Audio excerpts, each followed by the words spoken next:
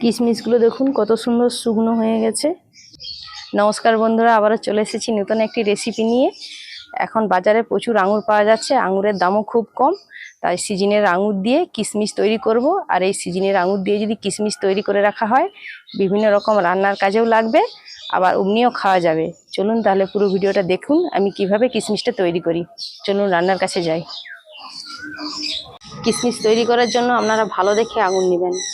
দেখুন একদম ভালো দেখে আঙুর নিয়েছি, আর আঙুরগুলোর সাইজটা ঠিক এরকম হবে, একটু শক্ত শক্ত হবে। আর এই আঙুরগুলো খুব মিষ্টি হয়, আর এই মিষ্টি আঙুর দিয়ে কিশমিশগুলো খেতে বেশি ভালো লাগে। তো এখন আমি এই আঙুরগুলোকে থোকা থেকে ছাড়িয়ে ভালো করে ধুয়ে নেব।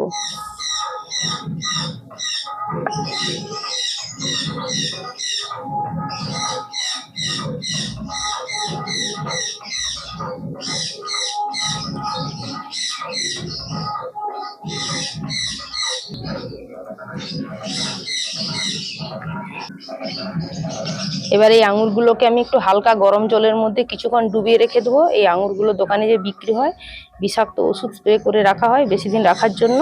সেই জন্য আমি গরম জলের মধ্যে কিছুক্ষণ ডুবিয়ে রেখে দিলে বিষাক্ত ভাবটাও কেটে যাবে আর ভালোভাবে ধোয়া হয়ে যাবে।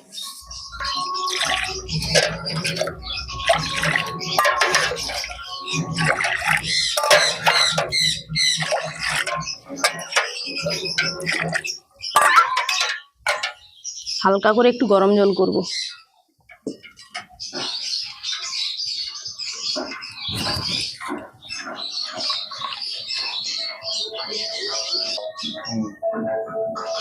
জলটা হালকা গরম হয়ে গেছে, এবার ঢেলে নিচ্ছি।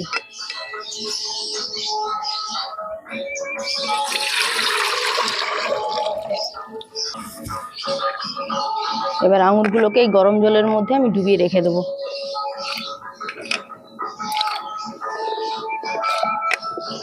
আপনারা যখন বাড়িতে কিশমিশ তৈরি করবেন এই টিপসটা অবশ্যই ফলো করবেন। জল গরম করব, এবার হাঁড়ি বসিয়ে দিচ্ছি।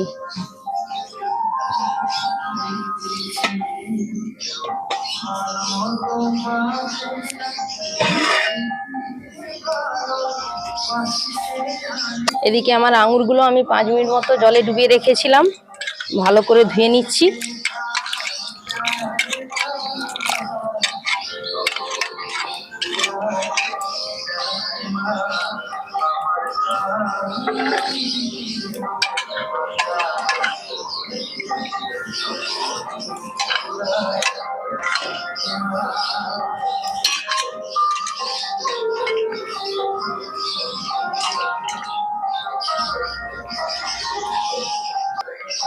এই ছিদ্রযুক্ত জামের মধ্যে আমি আঙুরগুলোকে ভাপিয়ে নেব, সেই জন্য সরাসরি আমি আঙুরগুলোকে ধুয়ে এই জামের মধ্যে নিয়ে নিয়েছি।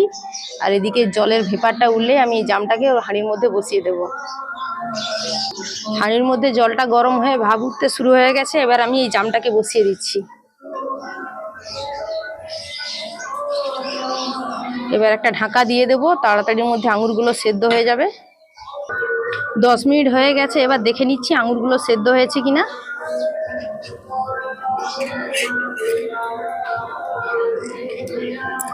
আঙুরগুলো দেখুন খুব সুন্দর সেদ্ধ হয়ে গেছে, আর কালারটাও অনেক চেঞ্জ হয়ে গেছে। এই অবস্থায় এবার আমি নামিয়ে নেব।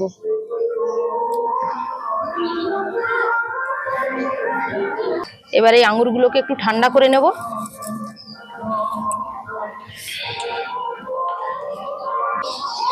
এই কুলোর মধ্যে একটা থান কাপড় বিছিয়ে নিচ্ছি, এর মধ্যে দিয়ে আঙুরগুলোকে শুকনো করব।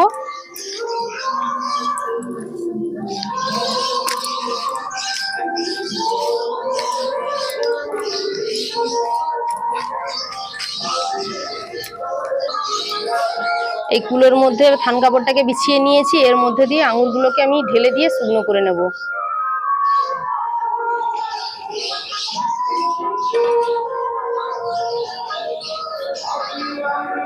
আঙুরগুলো এখনো পুরোপুরি ঠান্ডা হয়নি, হালকা গরম আছে।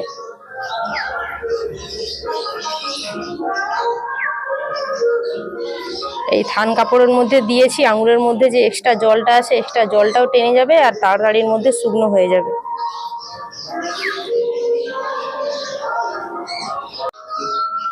এবার আমি আঙুরগুলোকে রোদ্রুতে রেখে দেব।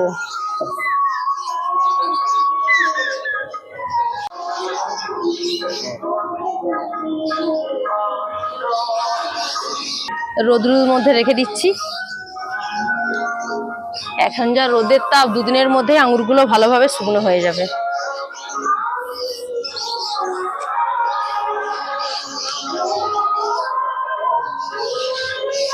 মাঝে মাঝে শুধু একটু হাত বুলিয়ে নিলেই হবে, এরকম ভাবে হাত বুলিয়ে নিলেই হবে।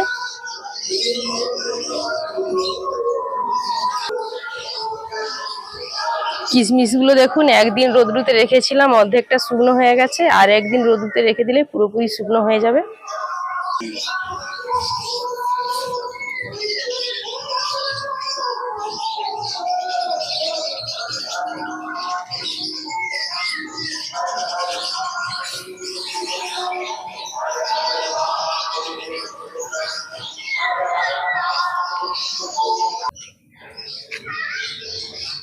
কিশমিশ গুলো দেখুন কত সুন্দর শুকনো হয়ে গেছে, আর প্রতিটা কিশমিশ দেখুন পুরো দোকানের মতো হয়েছে। দেখুন, দোকানে যে আমরা কিশমিশগুলো কিনে খাই ঠিক এরকমই হয়।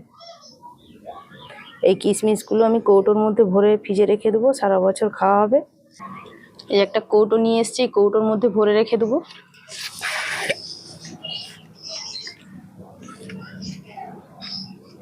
আর কত সহজেই দেখলেন তো, বাড়িতেই কিশমিশ তৈরি হয়ে গেল।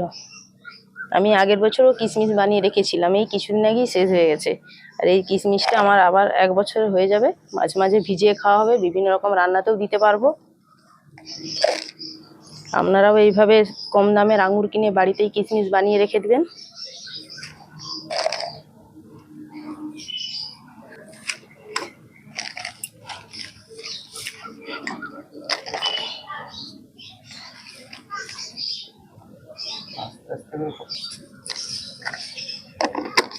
কৌটোর মধ্যে ভরে নিয়েছি, ফ্রিজের মধ্যে রেখে দেবো। আপনাদের বাড়িতে যদি ফ্রিজ না থাকে, মাঝে মাঝে রোদ্রুতে দিয়ে রাখবেন, তাহলে দেখবেন কিশমিশগুলো ভালো থাকবে।